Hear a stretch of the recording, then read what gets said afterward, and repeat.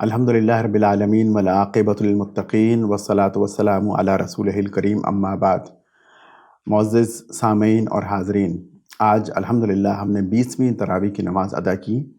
آج کی تراویح میں قاری صاحب نے سورہ یاسین کی آیات نمبر 22 سے لے کر 83 تک تلاوت کی، سورہ الصافات مکمل تلاوت کی، سورہ صاد مکمل تلاوت کی اور سورہ الزمر کی پہلی 31 آیات تلاوت کی۔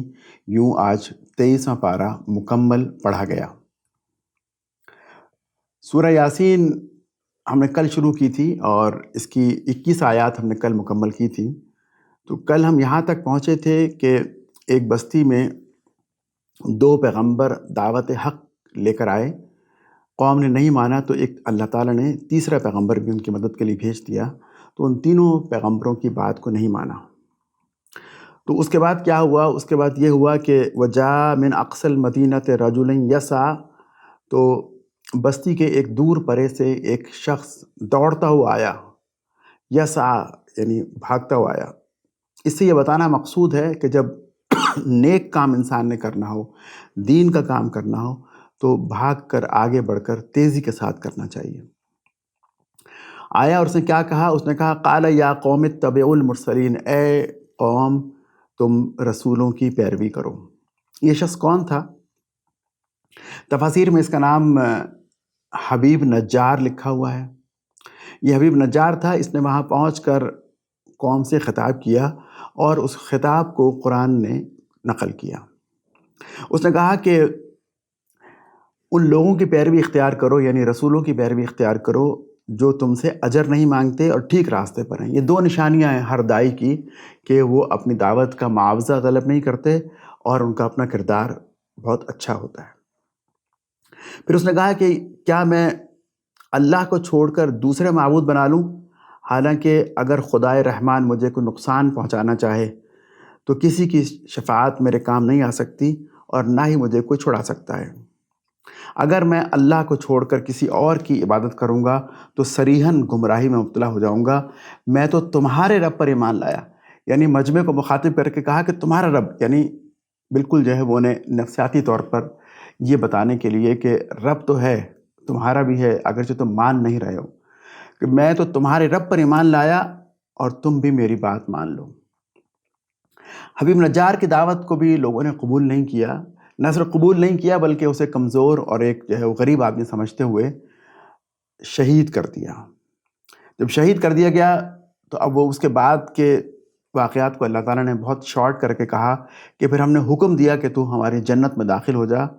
تو وہ حبیب نجار بولا کاش میری قوم کو خبر ہو کہ خدا نے مجھے بخش دیا۔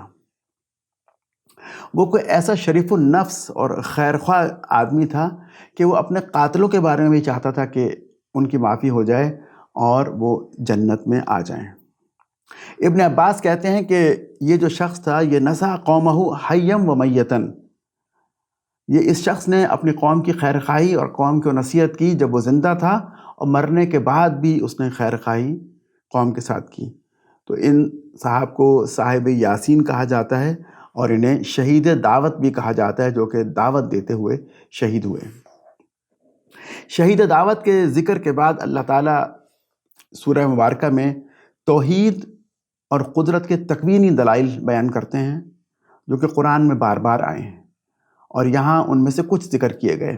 مثال کے طور پہ فرمایا وَآیَاتُ لَهُمُ الْأَرْضُ الْمَيْتَةُ أَحْيَيْنَاهَا، اور ان کے لیے زمین میں نشانی ہے، وہ مردہ ہوتی ہے تو ہم بارش کے بعد اسے زندہ کر دیتے ہیں اور اس میں ہریالی آ جاتی ہے۔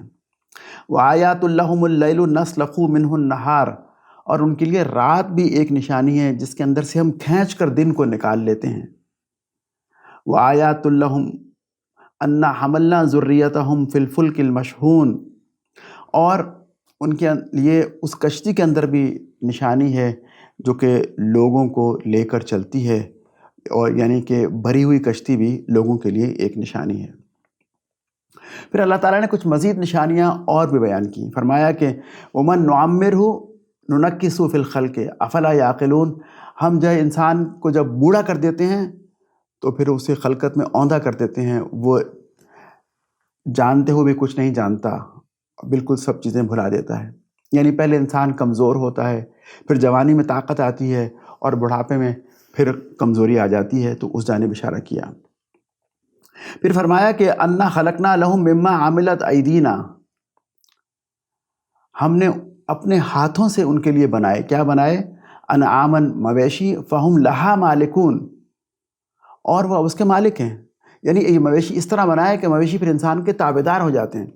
گائے ہے کتنا 20-30 لیٹر دودھ دیتی ہے، ایک اونٹ جیسے بڑے جانور کو ایک بچہ بھی اس کی نکیل پکڑ کے اسے لے جاتا ہے، تو جانوروں کو اللہ تعالیٰ نے انسان کے تابع بنایا، اس جانب اشارہ کیا۔ پھر فرمایا کہ ان جانوروں میں کسی پر تو یہ سوار ہوتے ہیں اور کسی کا گوشت کھاتے ہیں، اور اس میں ان کے دوسرے فائدے بھی ہیں۔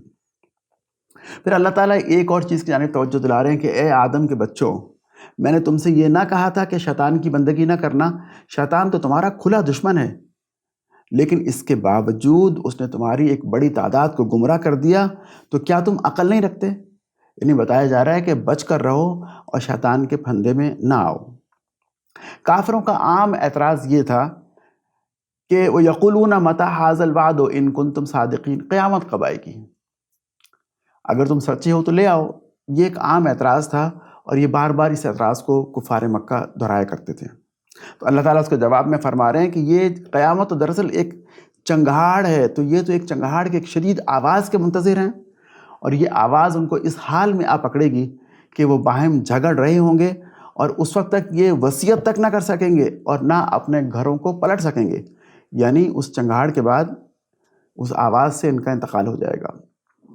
پھر ایک سور پھونکا جائے گا، اور یہ یکا یک اٹھ کر اپنے رب کے حضور پیش ہو جائیں گے، اور اس کے بعد پھر اللہ تعالیٰ وہ حشر کے پورے منظر کو چھوڑ کر جنت اور جہنم کا ذکر کرتے فرماتے ہیں کہ جنتی لوگ مزے کر رہے ہوں گے، اپنے مزوں میں مشغول ہوں گے، وہ اور ان کی بیویاں گھنے سایوں میں مسندوں پر تکیے لگائے بیٹھے ہوں گے۔ اور پھر جو ہے وہ جنتوں کا ذکر، جہنمیوں کا ذکر ہے کہ جہنمی جو ہے نا وہ آگ میں ہوں گے۔ اس کے بعد اللہ تعالیٰ جو ہے وہ انسان کے خصلت کا ذکر کرتے ہیں کہ انسان بہت جھگڑالو ہے۔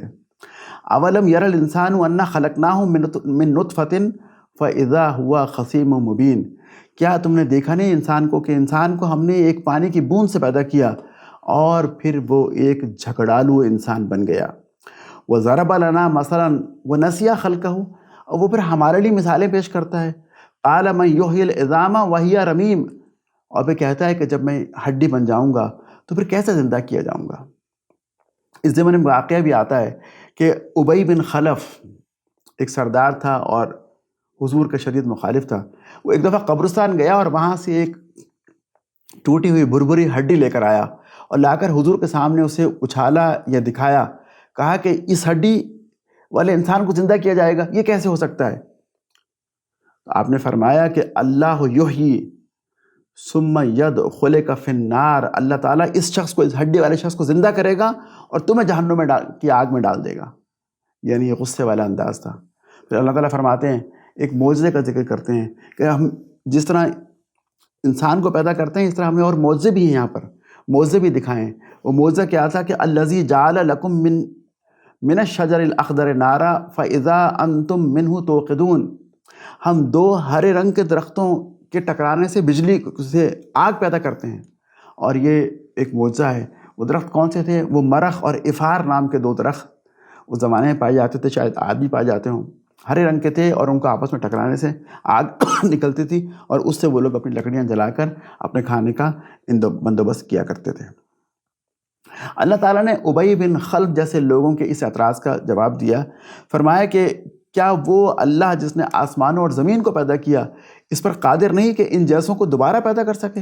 کیوں نہیں، وہ تو ماہر خلاق ہے، خلاق پیدا کرنے والا، وہ تو ایکسپرٹ ہے اس کام کے اندر۔ انما امرہ اذا اراد شیء ان یقول لہ کن فیکون، اور جب وہ کسی چیز کے پیدا کرنے کا ارادہ کرتا ہے تو بس اتنا کہتا ہے کہ ہو جا، اور وہ ہو جاتی ہے۔ یہاں پر سورہ یاسین ختم ہوتی ہے۔ سورہ یاسین میں اللہ تعالیٰ نے توحید کے دلائل دیے، بہت سی نشانیاں بتائیں، اور پھر صاحب یاسین یا شہید دعوت کا واقعہ بیان کیا۔ سورہ یاسین کے بعد سورہ الصافات ہے۔ سورہ صافات مکی صورت ہے، اس میں بنیادی عقائد کا اثبات کیا گیا اور اس عقیدے کی تردید کی گئی کہ فرشتے اللہ کی بیٹیاں ہیں۔ اس صورت میں اللہ تعالیٰ نے فرشتوں کی قسم کھا کر کہا کہ اللہ ہی معبود ہے، اور پھر آخرت کی منظرکشی کی۔ 6 انبیاء کے مختصر بیان کے بعد کفار کو بتایا کہ اسلام ہی غالب آ کے رہے گا، اور پھر اس صورت میں ابراہیم علیہ السلام کا اپنے بیٹے کو ذبح کرنے کا واقعہ بھی بیان کیا، جو کہ قرآن میں صرف ایک ہی جگہ اور اس صورت میں آیا ہے۔ اللہ تعالیٰ نے فرشتوں کی قسم کھائی اور کہا کہ اللہ ہی تمہارا معبود ہے، اور اس کے بعد پھر جنوں کا ذکر کیا۔ جنوں کے ذکر میں فرمایا کہ انا زینا السماء الدنیا بزینت الکواکب، کہ ہم نے جو ہے وہ آسمان دنیا کو ستاروں سے مزین کیا ہے، اور پھر ہر شیطان سرکش سے آسمان کو محفوظ کر دیا ہے کہ وہ اوپر کی مجلس کی طرف کان لگا کر کچھ سن نہ سکیں۔ اگر وہ سننے کی کوشش کرتے ہیں تو ان پر شہاب ثاقب یعنی انگارے پھینکے جاتے ہیں۔ اب ان سے پوچھو، اس انکار کرنے والے لوگوں سے پوچھو کہ ان کی پیدائش زیادہ مشکل ہے یا ان چیزوں کی جو ہم نے پیدا کر رکھی ہیں، یعنی آسمان اور ستارے؟ ان کو تو ہم نے لیس دار گارے سے پیدا کیا ہے۔ تم اللہ کی قدرت کے کرشموں پر حیران ہو اور کافر اس کا مذاق اڑا رہے ہیں۔ کوئی نشانی دیکھتے ہیں تو اسے ٹھٹھوں میں اڑاتے ہیں۔ بس کافر اس روز عذاب میں ایک دوسرے کے شریک ہوں گے، مگر اللہ کے چیدہ بندے اس انجام بد سے محفوظ رہیں گے۔ وہ تو جنت میں ہوں گے، اور جنت میں انہیں شراب کے چشموں سے ساغر بھر بھر کے پلائے جائیں گے، ساغر ان کے درمیان پھرائے جائیں گے۔ وہ ایک چمکتی ہوئی شراب ہوگی جو پینے والوں کے لیے ذائقے میں بہت لذیذ ہوگی۔ اس سے نہ ان کے جسم کو کوئی نقصان پہنچے گا اور نہ ان کی عقل میں کوئی فتور آئے گا۔ اب اللہ تعالیٰ 2 جنتیوں کا آپس میں مکالمہ نقل کر رہے ہیں۔ 2 جنتی ایک دوسرے سے بات چیت کر رہے ہیں اور ایک دوسرے کی جانب متوجہ ہو کر کہہ رہا ہے کہ دنیا میں میرا ایک ہم نشین تھا، میرا ایک دوست تھا۔ وہ مجھ سے کہا کرتا تھا کہ جب ہم مر کر مٹی ہو جائیں گے اور ہڈیوں کا پنجر بن کے رہ جائیں گے تو کیا ہمیں سزا دی جائے گی یا جزا دی جائے گی؟ یہ تو ناممکن ہے۔ اب کیا آپ لوگ دیکھنا چاہتے ہیں کہ وہ صاحب اب کہاں ہیں؟ جب وہ اتنا کہیں گے تو اللہ تعالیٰ فوراً ان صاحب کو جو کہ جہنم میں ہوں گے ان کی آنکھوں کے سامنے کر دیں گے، اور یہ کہہ کر جو ہی وہ جھکے گا تو جہنم کی گہرائی میں اس شخص کو، اپنے دوست کو دیکھ لے گا اور اسے کہے گا کہ خدا کی قسم تو مجھے تباہی کر دینے والا تھا۔ میرے رب کا فضل اگر شامل حال نہ ہوتا تو آج میں بھی ان لوگوں میں سے ہوتا جو پکڑے ہوئے آئے ہیں۔ تو بولو، یہ ضیافت، جنت کی مہمان نوازی اچھی ہے یا زقوم کا درخت جو کہ جہنم کی تہہ سے اگتا ہے؟ ہم نے زقوم کے درخت کو ظالموں کے لیے فتنہ بنا دیا ہے۔ وہ ایک درخت ہے جو کہ جہنم کی تہہ سے نکلتا ہے، اس کے شگوفے ایسے ہیں جیسے شیطان کے سر۔ جہنم کے لوگ اسے کھائیں گے، اسی سے پیٹ بھریں گے، اور پیٹ بھرنے کے بعد کھولتا ہوا پانی پینے کو دیا جائے گا۔ یہ وہ لوگ ہیں جو کہ اپنے باپ دادا کو گمراہ پانے کے باوجود ان کے راستے پر ہی دوڑے چلے جاتے تھے۔ جہنمیوں کے تذکرے کے بعد اللہ تعالیٰ نے انبیاء علیہم السلام کا ذکر کیا، نوح علیہ السلام کا قصہ مختصراً بیان کیا، اور ان کے بعد پھر ابراہیم علیہ السلام کے قصے کو 2 مرحلوں میں بیان کیا۔ ایک مرحلہ وہ جب وہ بتوں کو توڑتے ہیں اور ان کو آگ میں جلانے کی کوشش کی جاتی ہے، اور دوسرا جو مرحلہ ہے وہ اسماعیل علیہ السلام سے متعلق ہے۔ ابراہیم علیہ السلام نے اللہ تعالیٰ سے بیٹے کی دعا کی، تو اللہ تعالیٰ فرماتے ہیں ہم نے وہ دعا اس کی قبول کی اور ہم نے ابراہیم کو ایک حلیم بردبار لڑکے کی بشارت دی۔ وہ لڑکا جب دوڑ دھوپ کی عمر کو پہنچ گیا تو ایک روز ابراہیم نے کہا کہ بیٹا، میں نے خواب میں دیکھا ہے کہ میں تجھے ذبح کر رہا ہوں، اب تو بتا تیرا کیا خیال ہے؟ اس نے کہا ابا جان، جو کچھ آپ کو حکم دیا جا رہا ہے اسے کر ڈالیے۔ یعنی انبیاء کا پیغام، انبیاء کا خواب بھی سچ ہوتا ہے، اور جو خواب میں جو حکم دیا ہوتا ہے وہ اس حکم کی بھی تعمیل کی جاتی ہے۔ تو آپ کو جو حکم دیا جا رہا ہے ابا جان، آپ کر گزریے، اور انشاءاللہ آپ مجھے صبر کرنے والوں میں سے پائیں گے۔ فَلَمَّا أَسْلَمَا وَتَلَّهُ لِلْجَبِينِ، اور پھر جب ان دونوں نے سر تسلیم کر دیا، یعنی اس بات کو ایکسیپٹ کر لیا، سرنڈر کر دیا اس خواب کے، اس حکم کے آگے، اور پھر ابراہیم نے اپنے بیٹے کو ماتھے کے بل لٹا دیا، تو ہم نے پکارا کہ اے ابراہیم، تو نے اپنا خواب سچ کر دکھایا، یقیناً یہ ایک کھلی آزمائش تھی، اور ہم نے ایک بڑی قربانی یعنی مینڈھے کو فدیے میں دے کر اس بچے کو چھڑا لیا، اور بعد میں آنے والوں کے لیے ابراہیم کے ذکر خیر کو باقی رکھا۔ سلام ہے ابراہیم پر، ہم نیکی کرنے والوں کو ایسی ہی جزا دیا کرتے ہیں۔ اور ہم نے موسیٰ اور ہارون پر بھی احسانات کیے، ان کو اور ان کی قوم کو کرب عظیم سے نجات دی، اور بعد کی نسلوں میں ان کا ذکر خیر باقی رکھا۔ اور پھر الیاس، لوط اور یونس بھی ہمارے پیغمبروں میں سے تھے۔ ان انبیاء کا ذکر کرنے کے بعد اللہ تعالیٰ فرماتے ہیں کہ ہم نے اپنے بھیجے ہوئے رسولوں سے یہ وعدہ کر لیا تھا کہ یقیناً ان کی مدد کی جائے گی، اور ہمارا ہی لشکر غالب ہو کر رہے گا۔ بس اے نبی، کچھ ذرا مدت تک انہیں ان کے حال پہ چھوڑ دو اور انہیں دیکھتے رہو، یہ عنقریب کفر کے انجام کو دیکھ لیں گے۔ یہ ہمارے عذاب کے لیے جلدی کر رہے ہیں، جب وہ عذاب ان کے صحن میں آ اترے گا تو وہ دن ان لوگوں کے لیے بہت برا ہوگا جنہیں خبردار کیا جا چکا ہے۔ یہاں پر سورہ الصافات ختم ہوتی ہے۔ اس صورت میں بنیادی عقائد بیان کیے گئے، اور 6 انبیاء کا مختصراً ذکر کرنے کے بعد اللہ تعالیٰ نے فرمایا کہ ہم اپنے بھیجے ہوئے رسولوں سے یہ وعدہ کر چکے ہیں کہ یقیناً ان کی مدد کی جائے گی اور ہمارا ہی لشکر غالب آئے گا۔ ابھی اس صورت میں اسماعیل علیہ السلام کے ذبح اور فدا ہونے کا واقعہ بھی بیان کیا گیا، جو کہ قرآن میں ایک ہی دفعہ آیا ہے۔ سورہ صافات کے بعد سورہ صاد ہے۔ سورہ صاد اس زمانے میں نازل ہوئی جب مکہ میں رسول اکرم صلی اللہ علیہ وسلم نے کھلم کھلا اعلانیہ دعوت کا آغاز کیا تو قریش کے سرداروں میں کھلبلی مچ گئی۔ بعض روایت میں آتا ہے کہ سیدنا عمر کے مسلمان ہونے کے بعد انہیں بہت زیادہ دکھ ہوا، اور انہوں نے ایک پلان کے تحت حضور کے چچا ابو طالب سے ملاقات کی۔ تو یہ اس زمانے کی صورت ہے۔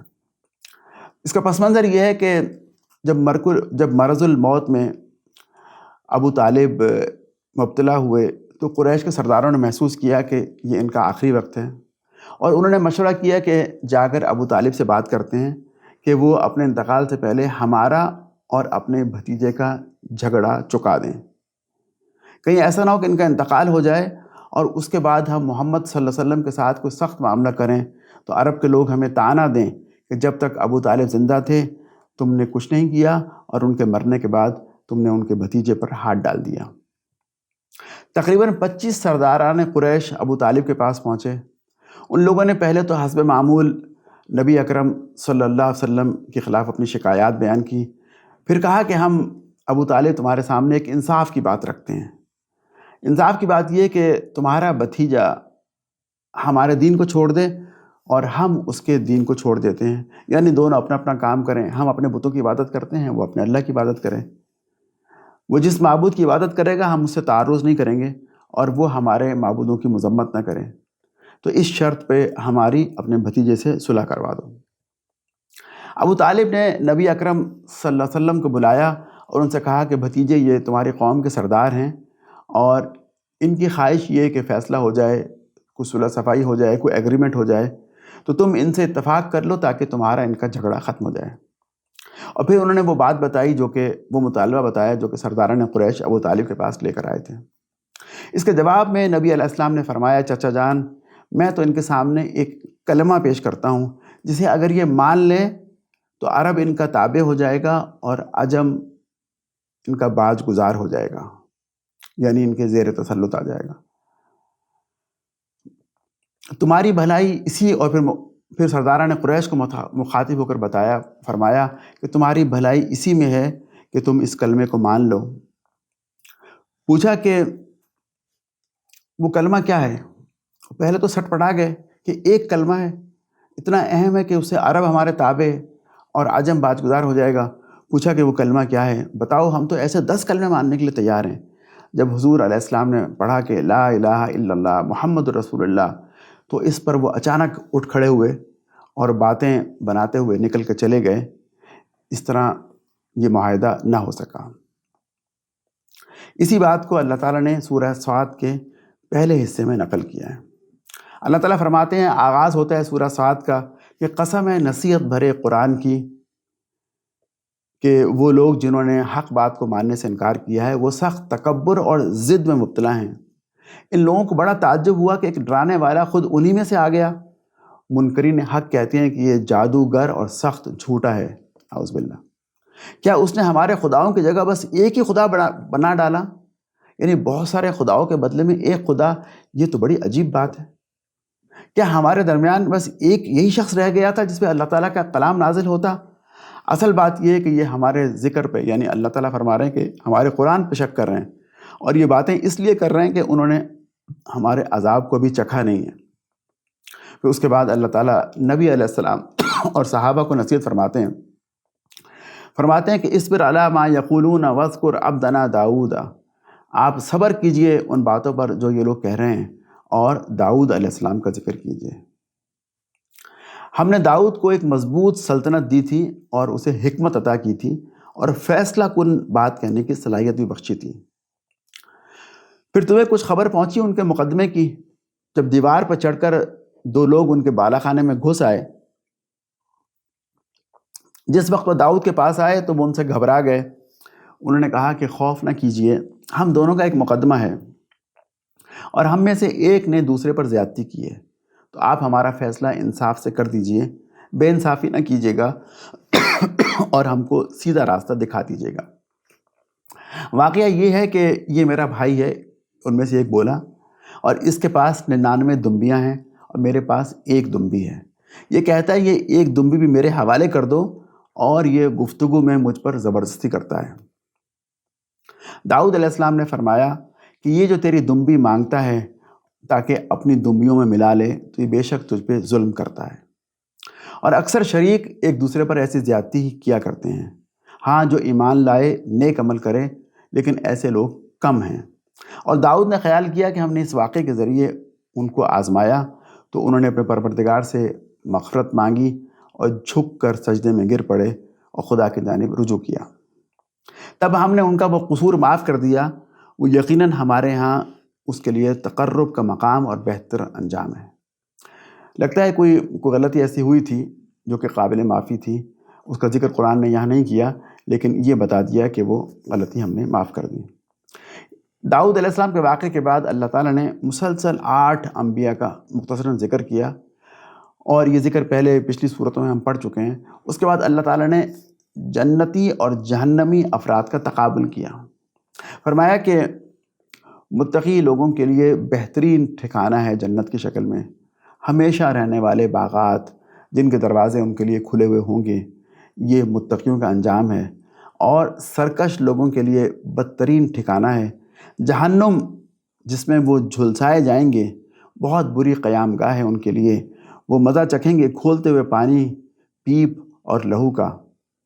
سورہ مبارکہ کے آخر میں اللہ تعالیٰ نے قصہ آدم و ابلیس بیان کیا، اور اس قصے کے ذریعے سرداران قریش کو میسیج دیا جا رہا ہے کہ جس طرح ابلیس نے تکبر کی وجہ سے آدم کو سجدہ کرنے سے انکار کیا علیہ السلام، اس طرح تم بھی نبی علیہ السلام کی بات ماننے سے انکار کر رہے ہو، یعنی تکبر کی بنا پر نبی علیہ السلام کی بات نہیں مان رہے ہو۔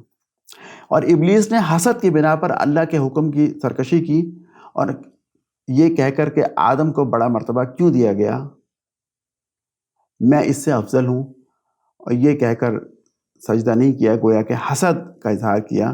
اور کفار مکہ بھی حسد میں مبتلا ہو کر کہ یہ نبوت ہم پر کیوں نہیں آئی، محمد صلی اللہ علیہ وسلم پر فرشتہ اور وحی کیوں آئی، حسد میں مبتلا ہو کر نبوت کا انکار کر رہے ہیں۔